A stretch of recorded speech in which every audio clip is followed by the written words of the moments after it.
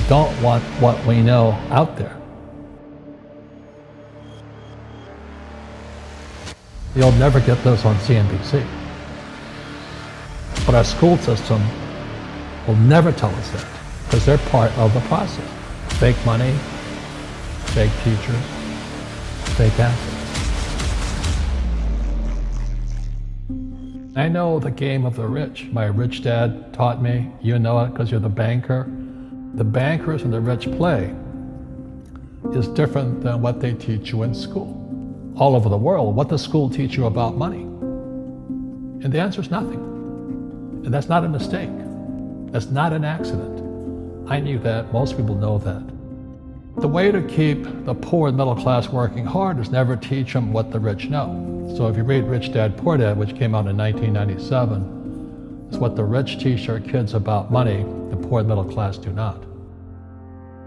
Poverty hurts. I mean, I don't like it. And I don't like that our academic system's so corrupt. You know, we know the banking system's corrupt. We know politics is corrupt. But academics is just as corrupt. I mean, one thing if it's the banking and the politics, but this is where we send our children and we trust them to do the right things for them, and yet they're being not taught something so fundamental. Like you asked your dad when you were a kid, Dad, you asked your teacher, when are you going to teach us about money? And it was just never. Well, never. And they'll never will. You know something. What do you know? Share it. What is financial education? It's not get a job, work hard, save money, and invest in a well-diversified portfolio of stocks, bonds, mutual funds, and ETFs. The financial industry is two things, debt and taxes. In 1971, Nixon took the dollar off the gold standard, and the US dollar became debt. And we still tell kids to go to school, get a job, work hard, save money, and get out of debt. Now, who tells them to do that? That's the most ridiculous thing there is. The book starts and it says, lie number 1, saving money will make you rich. Yeah, it never will. You know that. All taught that as kids. Why would you save it and why would you work for it if they can print it faster than you can work for it? Why do you keep saving when they're printing it? The rich don't work for money. Don't you touch that stuff. It's very subtle, right? Yep. They don't say, I'm going to train you to be a worker bee the rest of your life, but they educate you in a way where that's what you come out. Right. What else was what was he trying to do those first few months were you working for him? What was he trying to get across to you? Because he taught you the hard way about money. And she says, if you're going to be successful in your life, you've got to find the best teachers. And a great teacher is somebody who comes from the inside, not the outside. But in school, you don't know if your instructor is for real or not. That's where the fake teacher comes from. I said, I want you to teach me about money. So why should I teach you? He said, but if I teach you, you work for me for free. And I said, why for free? And my poor dad went nuts. He says, because if I pay you, you think like an employee. Your brain will change. If you learn never to work for money, you'll be a rich man. And this is powerful. Once you give someone a paycheck, their brain turns off. Correct. Because it's and then the promise of a pension. Right. And job security. Which is kind of a paycheck in disguise. Correct. After you stop working. Give the man a fish, eats for the day, teach him to fish, eats for a lifetime. And most poor people confuse assets for liabilities. They think their home is an asset, it's actually a liability. Right. An asset is a noun, like a house.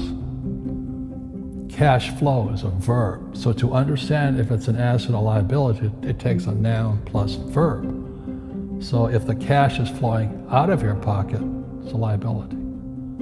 If the cash is flowing into your pocket, asset, verb, it's an asset.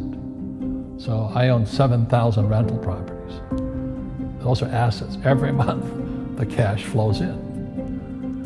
Whereas many people have the big house on the hill and the cash is flowing out. Right. And they're going broke. Right, it's like a frame of mind. The other thing the poor don't understand is the number one expense for most people is taxes. And yet we don't even see it. Isn't that weird? You walk around and you look at the paycheck and say, that doesn't seem right, and you don't realize that the government's got a huge hand in your pocket and you are doing nothing to minimize that. Again, this is what's very different about the rich and the poor. The rich don't work for money. His number one expense is tax. See, there's three kinds of income: earned, portfolio, passive. So earned income is if I get a job, that's earned income. If I'm a doctor or a programmer, that's earned income because I'm working for it. If I buy, let's say, Apple for $10 and I sell it for 20, that's portfolio income, capital gains. Yeah. But passive income, which is cash flow, is never taxed. And so these guys are screaming right now in America, tax the rich. I said, good luck. Because most of the guys complaining, they don't know there's three kinds of income. And the rich don't have jobs anyway. They have assets. And so the average schmo out there, poor guy, sent the kid to school, they don't learn this. You see, very few people will buy what I do, make $1 million and pay zero tax.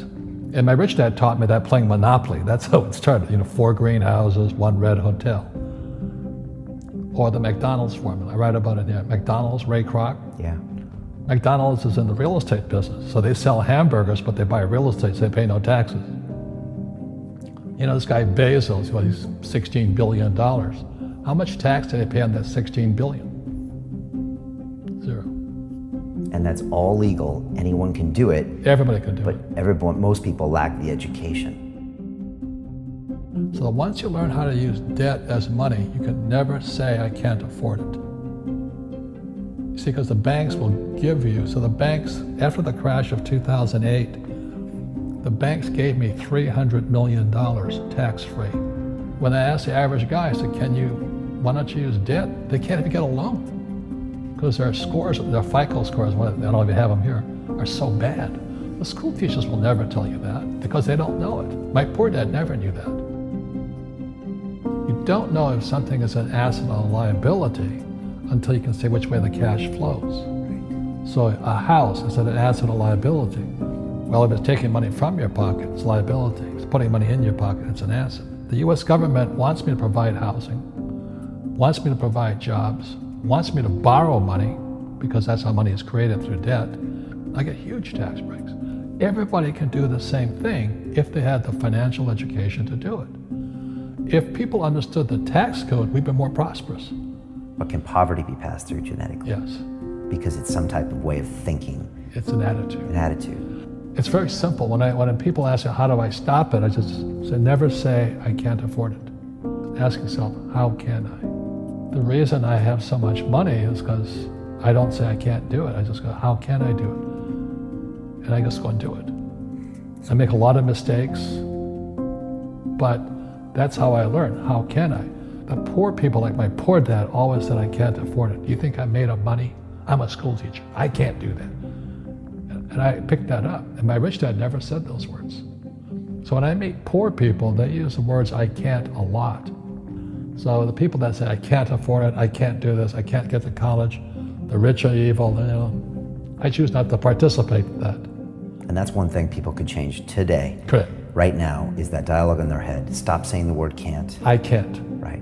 So how can I? How can I? Especially as in, I can't afford it. How can I afford that? Right. Because that opens them up to looking at it as an investment to a greater future. Right. When I borrowed $300 million, I couldn't do it until I went to ask. And I got turned down so many times. I said, and every time I showed the banker my financials and he'd go, sorry. I said, look, do me a favor. Why did you turn me down? And he'd tell me, this is out, the numbers are out here. So if I get these numbers fixed, can I come see you again? He goes, sure.